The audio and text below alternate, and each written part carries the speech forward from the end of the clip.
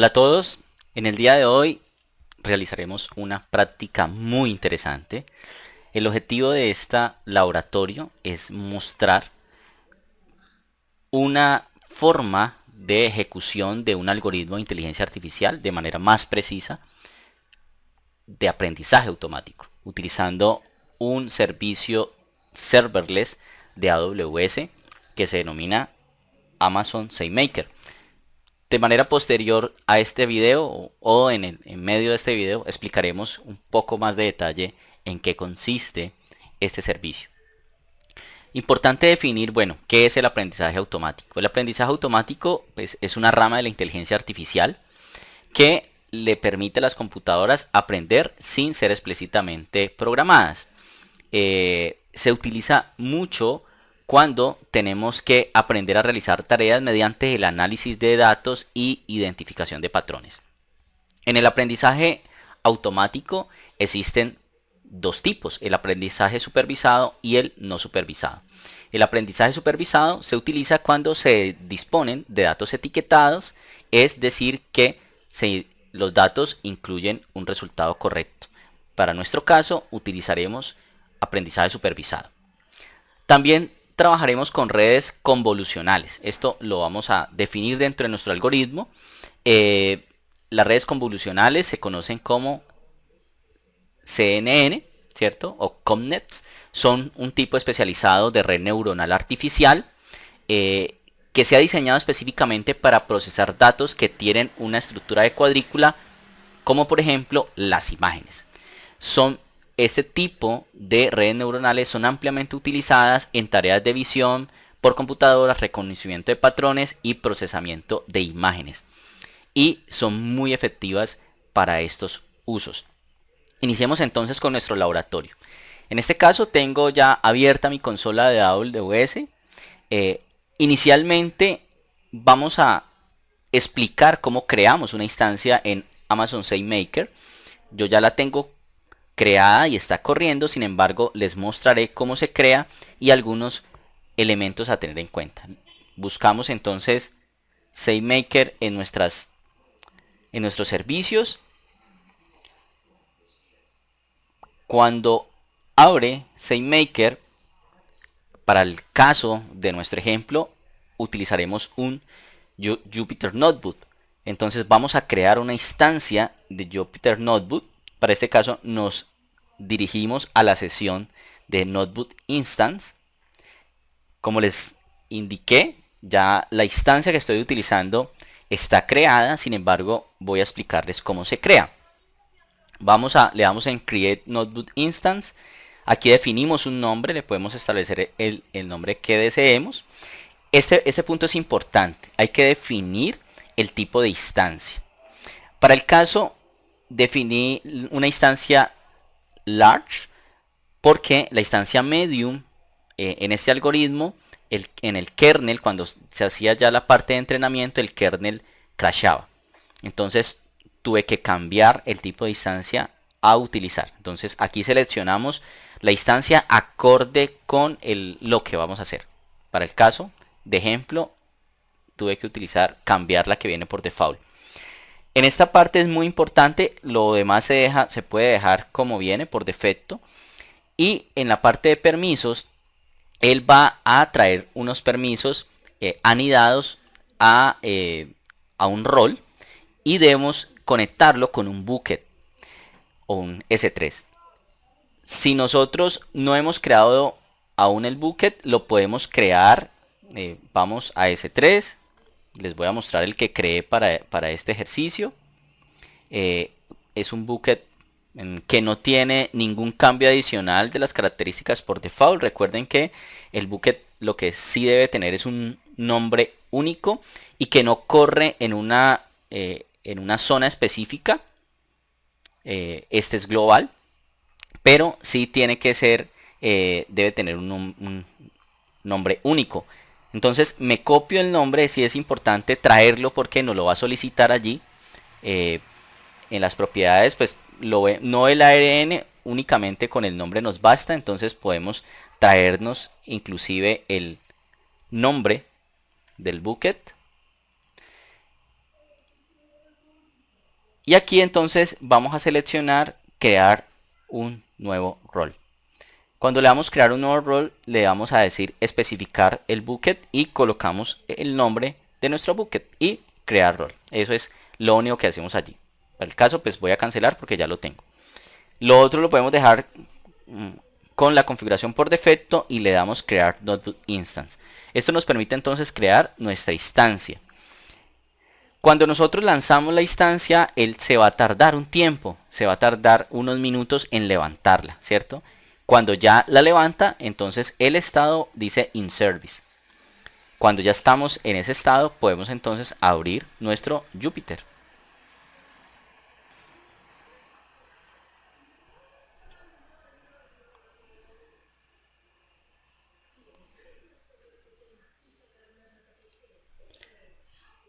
Él nos redirige entonces a nuestro home de Jupyter. Y tengo ya los archivos aquí. Tenemos entonces los archivos importantes para este laboratorio. Mi cuaderno en donde tengo el código. Mi conjunto de datos que es lo subo en archivo.zip. Y ahora les indicaré cómo lo descomprimo. Utilizo las imágenes que están allí. Cuando él está así en verde es porque está en start running. En este caso él está corriendo. Voy a dar clic a mi Jupyter Notebook. En este caso él me va a desplegar el cuaderno que tengo para este ejercicio.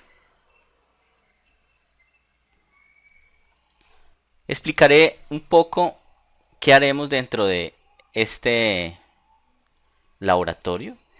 La primera parte es importar las librerías o los módulos necesarios para trabajar. Tenemos algunos que nos permiten trabajar con los archivos comprimidos. Tenemos TensorFlow, que básicamente es nuestro marco de trabajo de aprendizaje automático.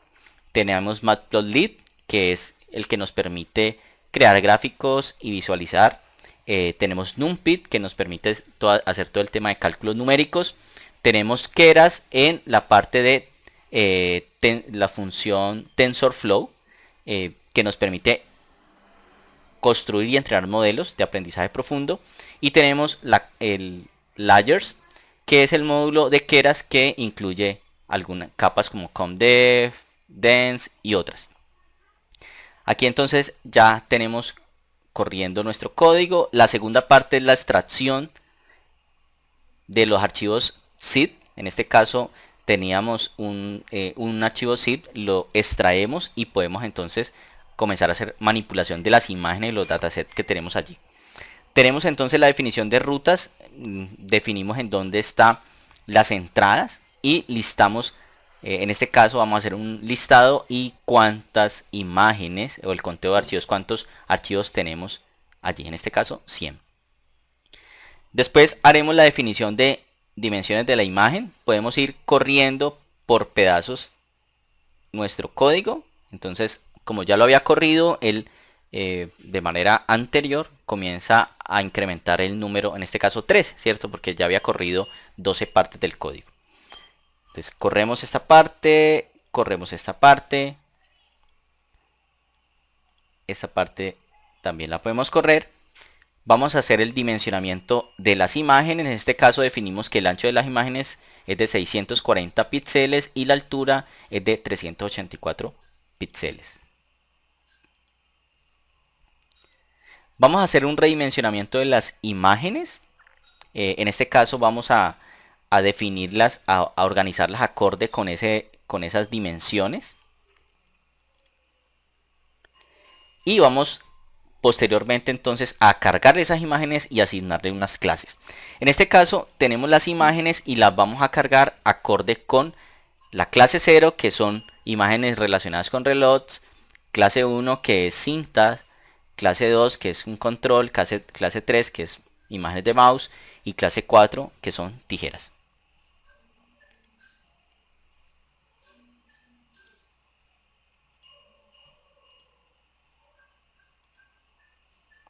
Listo. Después de que cargamos las imágenes y las asignamos a clases, entonces vamos a cargar una imagen y visualizar, como para comprobar que en efecto es capaz de cargar la imagen y definir a qué clase pertenece.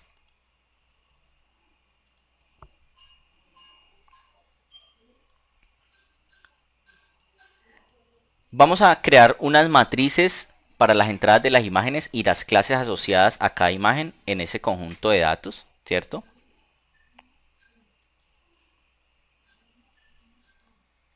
Posterior a esto, vamos a seleccionar una entrada y verificar que determine la clase asociada.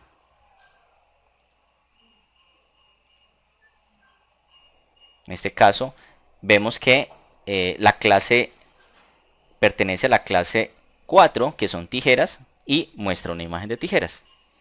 Ya ahí haremos la definición del modelo de la red neuronal utilizando Keras y vamos a definir algunos elementos. La primera parte, este model sequential, nos va a crear un modelo de tipo secuencial, lo que significa que las capas se agregan en secuencia una tras otra. Vamos a definir el modelo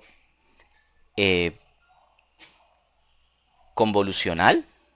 En este caso vamos a crear una capa convolucional con 64 filtros, un tamaño de kernel de 3×3 y una activación ReLU y la forma de entrada específica. La activación ReLU, esa ReLU nos permite eliminar los valores negativos y los valores negativos se reemplazan por ceros.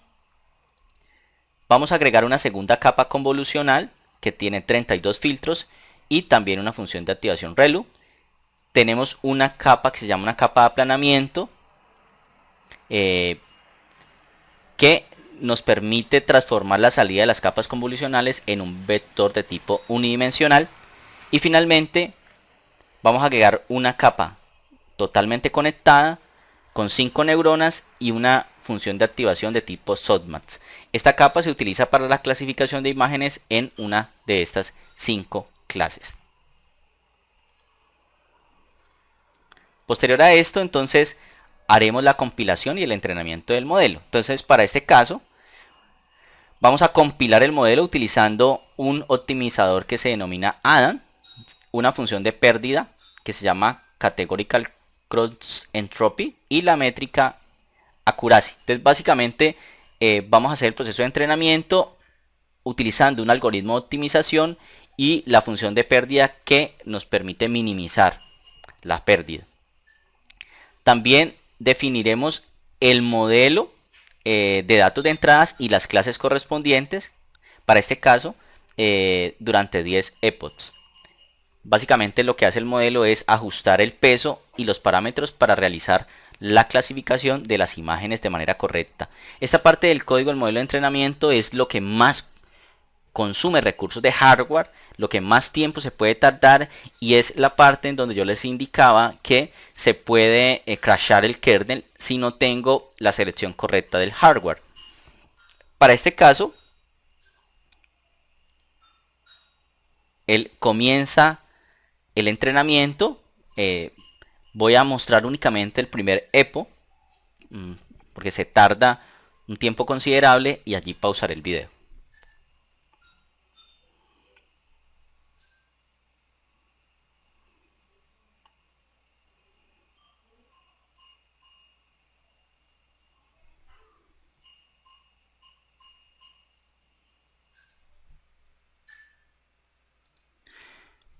El modelo entonces terminó el entrenamiento, esta etapa de entrenamiento. Como vemos en esta etapa de entrenamiento, la pérdida se va haciendo más pequeña, ¿sí? La pérdida se va haciendo cada vez más pequeña, en algunos epoch es cercana a 0 o 0 inclusive, y el nivel de precisión está cercano a la unidad, ¿cierto? Cercano a la unidad. Vamos entonces a seleccionar una entrada específica para ver si logra identificar la imagen a cual corresponde y la clase asociada. Entonces aquí nos dice, bueno, esta imagen corresponde a una clase 3. Si nos damos cuenta, la clase 3 clase 3 es un mouse, ¿cierto? Y la imagen corresponde efectivamente a un mouse. Vamos a mirar, a evaluar cuál es la predicción de una entrada específica.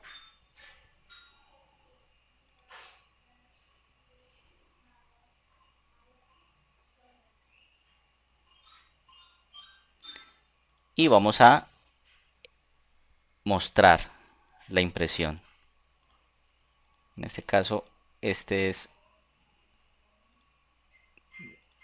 tipo Markdown. Vamos a correrlo acá para que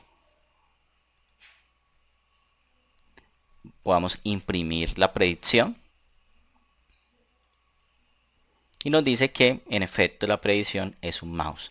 Entonces, digamos que para este caso, el algoritmo nos permitió de manera acertada definir a partir de una imagen posterior al entrenamiento, definir cuál era la clase y encontrar cuál era la imagen. Este es un ejemplo de esto.